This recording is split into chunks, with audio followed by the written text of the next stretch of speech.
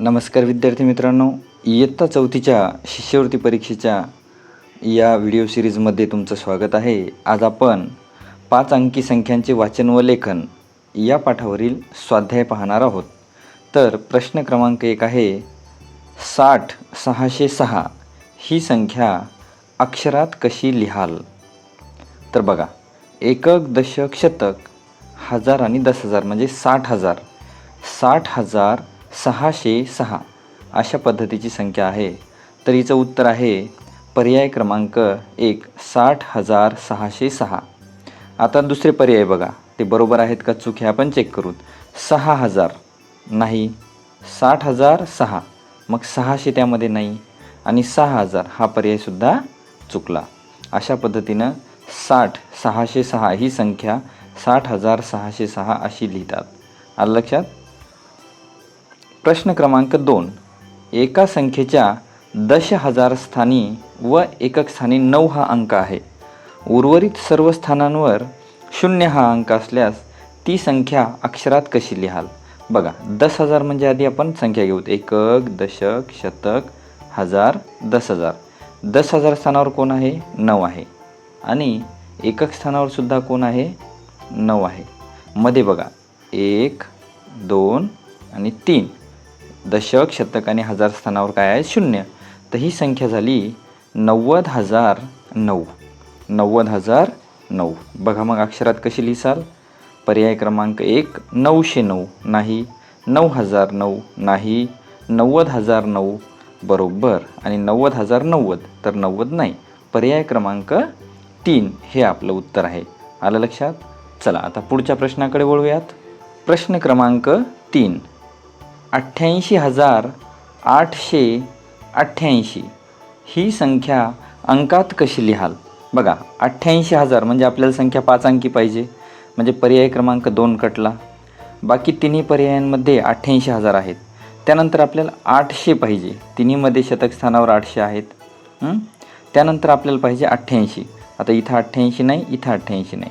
पर्याय क्रमांक 1 हे आपलं उत्तर आहे. आणि हे प्रश्न आपण इयत्ता चौथीच्या शिष्यवृत्तीसाठी तयार झालेल्या नवनीत प्रकाशनच्या पुस्तकामधून सोडवत आहोत. त्यानंतर प्रश्न क्रमांक 4, 19,219 या संख्येची लगतची पुढची संख्या अक्षरात कशी लिहाल? बघा, अगोदर आपण ही संख्या लिहून घेऊ. 19,219. आता लगतची संख्या म्हणजे काय? तिच्यात 1 मिळवायचा. किती मिळवायचा? 1. मग आपण या संख्येमध्ये 1 मिळवूयात. तर इथं किती होईल? 220. मग 19,220 हे आपलं उत्तर राहील. बघा, 19,221 नाही, 19,219 ही तर ही संख्या आहे, ते पण नाही. 19,218 18सुद्धा नाही, कारण ती 1ने कमी होईल. 19,220 हे आपलं बरोबर उत्तर. आलं लक्षात? आता पुढे बघूयात प्रश्न क्रमांक 5, पुढीलपैकी कोणत्या जोडीतील संख्येचे वाचन चुकीचे आहे? बघा, चुकीचं ओळखायचा. इथं लक्षात ठेवा, प्रश्न खूप लक्ष देऊन वाचायचा. 13,508 13,508 हे बरोबर आहे. 30,911 3,911. बघा किती छोटासा बदल आहे, फक्त स आणि नचा. म्हणजे 30,000 पाहिजे, इथं 3,000 आहे, म्हणजे ही संख्या आहे चुकीची. आपला पर्याय आहे 2 नंबरचा. तिसरं बघूयात आपण. 89,050 89,050. 3,303 3,303 म्हणजे फक्त दुसरा पर्याय हे चुकीचा आहे. त्यानंतर प्रश्न 6, 4 अंकी मोठ्यात मोठ्या संख्येत 1 मिळवला असता कोणती संख्या मिळेल?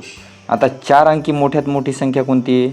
9,999. आता हिच्यात जर 1 मिळवला अधिक 1, चला मिळवा. 9 आणि 1 10ला, 0 हातचाला 1. 9 आणि 1 10ला, 0 हातचाला 1. 9 आणि 1 10ला, 0 हातचाला 1. 9 आणि 1 10. किती झाले मोजा? एकक, दशक, शतक, हजार आणि 10,000 म्हणजे 10,000. पर्याय क्रमांक 3 हे आपलं उत्तर आहे. आलं लक्षात? पुढे बघूयात. प्रश्न क्रमांक 7, एका महिला बचत गटाने 78,500 रुपयांच्या ठेवी जमा केल्या. या संख्येचे अक्षरी लेखन पुढीलपैकी कोणते नाही? लक्षात घ्या, आपल्याला नाही बघायचं. ठीक आहे. 78,500, 78,000 पूर्ण आणि साडे म्हणजे 500, अर्धा हजार, अर्धा हजार म्हणजे 500. आलं लक्षात? मग 78,500 बरोबर आहे. 785 शतक. आता 785 जर आपण घेतले, 785 आणि शतक म्हणलं तर 2 शून्य, म्हणजे हे पण बरोबर आहे. पर्याय क्रमांक 3 78,500, 78,500 तर बरोबर आहे. मग 785 दशक, 785 दशक म्हणजे व्हायले, दशक म्हणजे एक शून्य वाढवायचा, म्हणजे व्हायले 7,850. म्हणजे आपला पर्याय आहे 4, जे चुकीचा आहे. आलं लक्षात? प्रश्न क्रमांक 8, 25,000 ही संख्या अंकात कशी लिहावी? 25 म्हणजे 25ला एक पाव कमी, म्हणजे किती हजार पूर्ण? त्याच्या अगोदरचे हजार, म्हणजे 24,000 आपल्याकडे पूर्ण आहेत. आणि नंतर 5,000, 5,000 म्हणजे बघा इथं सांगतो तुम्हाला, जर पाव हजार म्हणलं तर घ्यायचं 250. लक्षात ठेवा. अर्धा म्हणलं तर घ्यायचं 500. किती? अर्धा हजार म्हणजे 500. आणि 5,000 जर म्हणलं तर अशा वेळी घ्यायचं 750. किती? 750. मग आता आपण या प्रश्नात बघूयात, 24,000 आणि 750 कुठे आहे? पर्याय क्रमांक 3 हे झालं 25,000. 25,000 असलेले हे दोन पर्याय कटले आणि 24,000, 500 म्हणजे अर्धा हजार, म्हणजे हा पण कटला. पर्याय क्रमांक 3. त्यानंतर पर्याय क्रमांक 4, पुढील माहिती वाचा आणि योग्य पर्याय निवडा. बघा, 19,320 एकक, एकक म्हणजे सुट्टे, एवढे आपल्याजवळ पैसे आहेत असं धरू. 1932 दशक, मग 1932 दशक म्हणजेच 19,320 एकक, हे पण बरोबर आहे. प आणि ब सारखे. 1932 शतक, 1932 शतक म्हणजे हे जास्त व्हायले.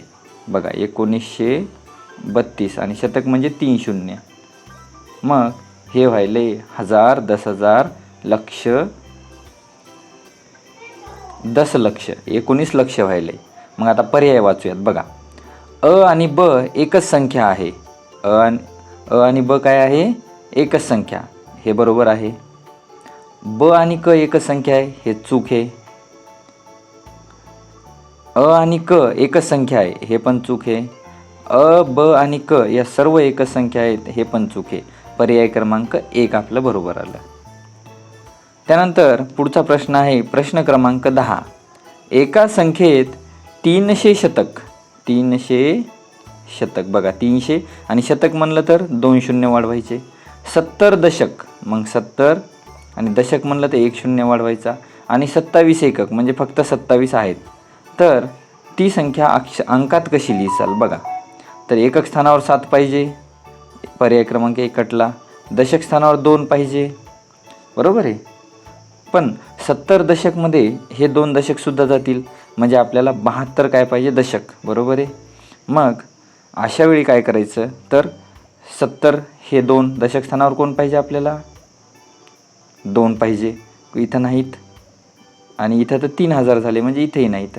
पर्याय क्रमांक 3 किती झाले? 30,727. समजलं? नाही समजलं तुम्ही परत एकदा प्रश्न ऐका, तुमच्या लक्षात येऊन जाईल. त्यानंतर प्रश्न क्रमांक 11, 4,6,2,5,0 या संख्येचे पुढीलपैकी कोणते वाचन योग्य नाही? आता आपल्याला वाचायची का नाही, कोणती चुकीची आहे ती ओळखायची.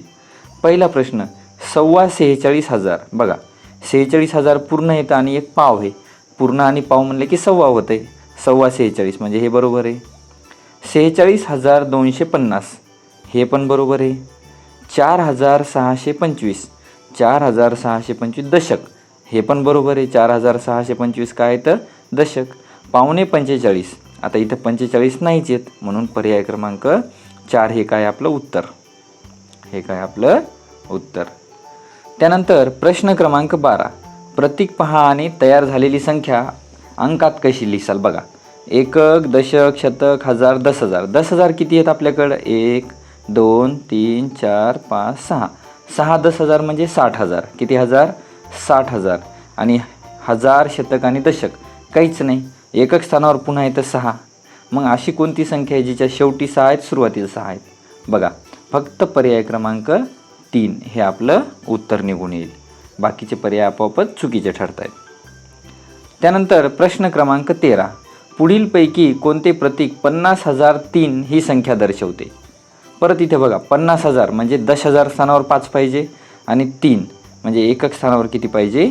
3 पाहिजे. आलं लक्षात? आता बघा, पर्याय क्रमांक 1, पर्याय क्रमांक 2, 3, 4 तर कटला कारण एकक काहीच नाही. आपल्याला 3 एकक पाहिजे. त्यानंतर इथे 1 एकक आहे, हा पण पर्याय कटला. आता या दोन्हीपैकी 1 2 3 4 5 6 इथं काय येतं? 6 10,000 येतं, म्हणून हा पण पर्याय कटला. पर्याय क्रमांक 3 50,003. आलं लक्षात? त्यानंतर प्रश्न क्रमांक 14. 58,010 ही संख्या अक्षरात कशी लिहाल? एकक, दशक, शतक, हजार आणि 10,000 म्हणजे 5 10,000 म्हणजे 50,000 आणि 8,000 म्हणजे 58,000. तर 58,010 पर्याय क्रमांक 4. आलं लक्षात? त्यानंतर प्रश्न 15वा. एक शतक पुढीलपैकी कोणते विधान बरोबर आहे? एक शतक म्हणजे 100 म्हणजे 10 एकक. आता 10 एकक होतात का? नाही, 10 एकक म्हणजे 1 दशक होते. त्यानंतर 10 शतक म्हणजे 1 सहस्त्र. 10 शतक म्हणजे किती? 1 शतक म्हणजे 100. 10 शतक म्हणजे 1000 म्हणजे 1 सहस्त्र. म्हणजे हे बरोबर आहे. पुढचे बघूयात. 10 दशक म्हणजे 1 एकक. नाही, 1 एकक म्हणजे 10 दशक, हे उलटं आहे. 1000 एकक म्हणजे 10 दशक. नाही, 10 दशक म्हणजे 100. 1000 एकक म्हणजे 1000 म्हणजे पर्याय क्रमांक 2. अशा पद्धतीने आपण हा स्वाध्याय क्रमांक 1 सोडवला आहे. जर तुम्हाला आवडलं तर लाईक, शेअर आणि सबस्क्राईब करा. थँक्यू.